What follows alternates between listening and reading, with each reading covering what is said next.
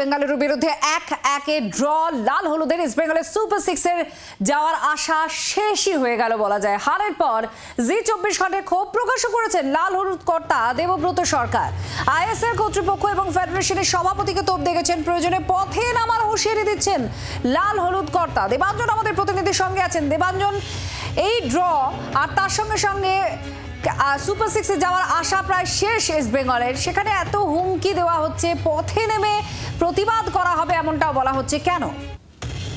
Sir, কারণ দেখো, আজকে মৌসুমের প্রথম থেকেই আইএসএল এর যখন প্রথম সময় ছাড়ের পর অস্কার দুজো আসেন, তারপরে ইস্ট বেঙ্গল একটু যখন ঘুরে দাঁড়াতে শুরু করেছিল, তারপর কিন্তু ইস্ট বেঙ্গল কর্তারা একের পর এক দাবি করে এসেছেন যে তাদের রেফারি বিমাতৃসুলভ আচরণ করছেন, এবং তার জন্য তারা কিন্তু প্রথমে এআইএফএ সচিব, প্রেসিডেন্ট এবং তার পরবর্তীকালে তারা কেন্দ্রীয় ক্রীড়ামন্ত্রীর সাথে গিয়ে দেখা করে এসেছিলেন। কিন্তু আজকের এই ড্রয়ের পরে একদম অন্তিম মুহূর্তে সুনীল ছেত্রীর পেনাল্টি গোল, যে গোল নিয়েও ইস্টবেঙ্গল কর্তারা প্রশ্ন করেছেন যে ওটা কিভাবে পেনাল্টি হয়।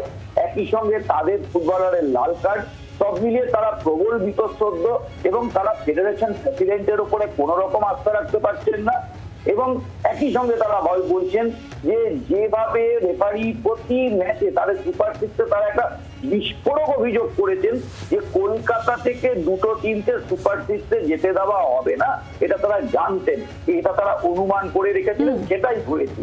এবং তার পরিপ্রেক্ষিতে ইস্টবেঙ্গল কর্তারা এই প্রবল বিষোদ্গার করেছেন আজকের এই ড্রয়ের পর, কারণ এই ড্রয়ের পর ইস্ট বেঙ্গলের সুপার সিক্সে যাওয়ার আর কোনো আশা রইল না। ধন্যবাদ দেবাঞ্জন। এবার দেবব্রত সরকারের অভিযোগ কি রয়েছে, কেন তারা হুঁশিয়ারি দিচ্ছেন পথে নামার, শুনুন।